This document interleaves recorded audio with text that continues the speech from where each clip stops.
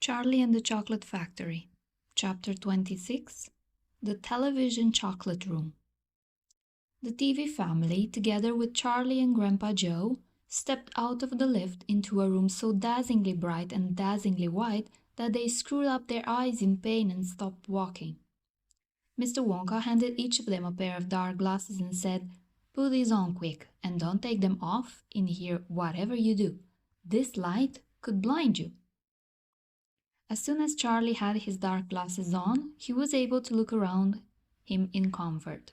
He saw a long, narrow room. The room was painted white all over. Even the floor was white, and there wasn't a speck of dust anywhere. From the ceiling, huge lamps hung down and bathed the room in a brilliant blue-white light. The room was completely bare, except at the far ends. At one of these ends, there was an enormous camera on wheels, and a whole army of Oompa Loompas was clustering around it, oiling its joints and adjusting its knobs and polishing its great glass lens. The Oompa Loompas were all dressed in the most extraordinary way. They were wearing bright red spacesuits, complete with helmets and goggles. At least they looked like spacesuits, and they were working in complete silence. Watching them, Charlie experienced a queer sense of danger. There was something dangerous about this whole business, and the Oompa Loompas knew it. There was no chattering or singing among them here, and they moved about over the huge black camera slowly and carefully in their scarlet spacesuits. At the other end of the room, about 50 paces away from the camera, a single Oompa Loompa, also wearing a spacesuit, was sitting at a black table gazing at the screen of a very large television set. "Here we go," cried Mr. Wonka, hopping up and down with excitement. "This is the testing room for my very latest and greatest invention, television chocolate." "But what is television chocolate?" asked Mike TV.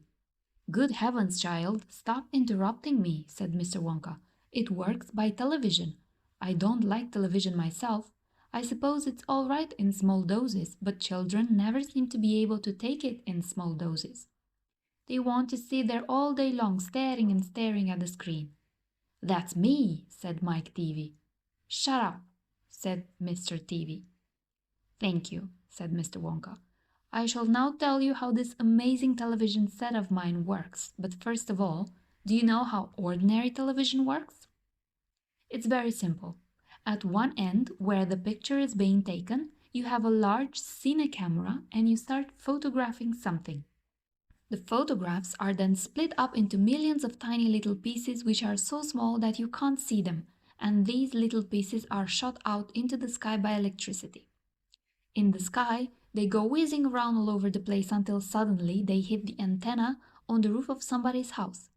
Then they go flashing down the wire that leads right into the back of the television set, and in there they get jiggled and joggled around until at last every single one of those millions of tiny pieces is fitted back into its right place, just like a jigsaw puzzle, and presto, the photograph appears on the screen."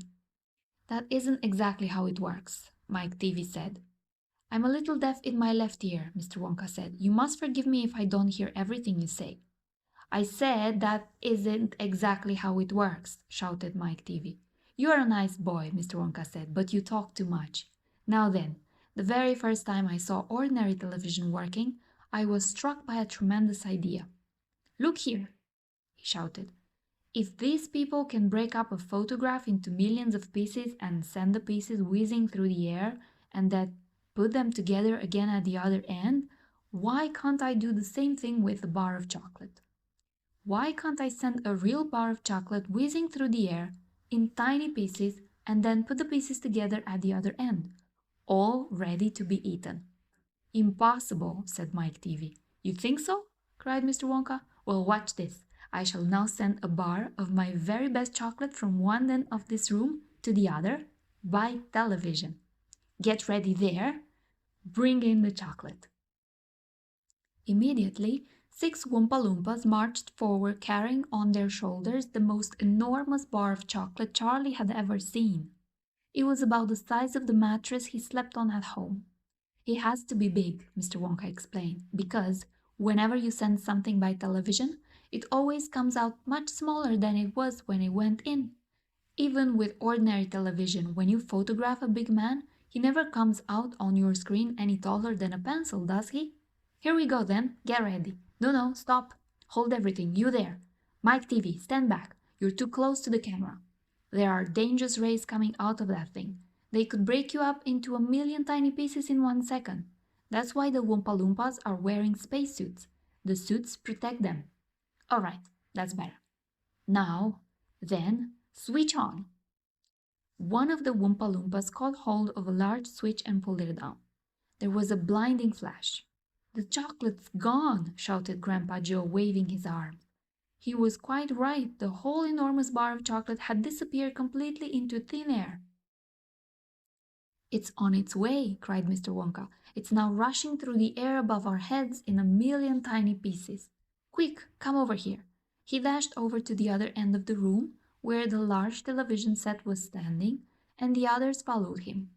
Watch the screen, he cried. Here it comes. Look! The screen flickered and lit up. Then suddenly, a small bar of chocolate appeared in the middle of the screen. Take it, shouted Mr. Wonka, growing more and more excited. How can you take it? Asked Mike TV, laughing. It's just a picture on a television screen. Charlie Bucket, cried Mr. Wonka. You take it. Reach out and grab it. Charlie put out his hand and touched the screen, and suddenly, miraculously, the bar of chocolate came away in his fingers. He was so surprised he nearly dropped it. Eat it, shouted Mr. Wonka. Go on and eat it. It'll be delicious. It's the same bar. It's got smaller on the journey, that's all. It's absolutely fantastic, gaped Grandpa Joe. It's a miracle. Just imagine, cried Mr. Wonka, when I start using this across the country, you'll be sitting at home watching television and suddenly a commercial will flash onto the screen and the voice will say, Eat Wonka's chocolates. They're the best in the world. If you don't believe us, try one for yourself now. And you simply reach out and take one. How about that, huh? Terrific, cried Grandpa Joe. It'll change the world.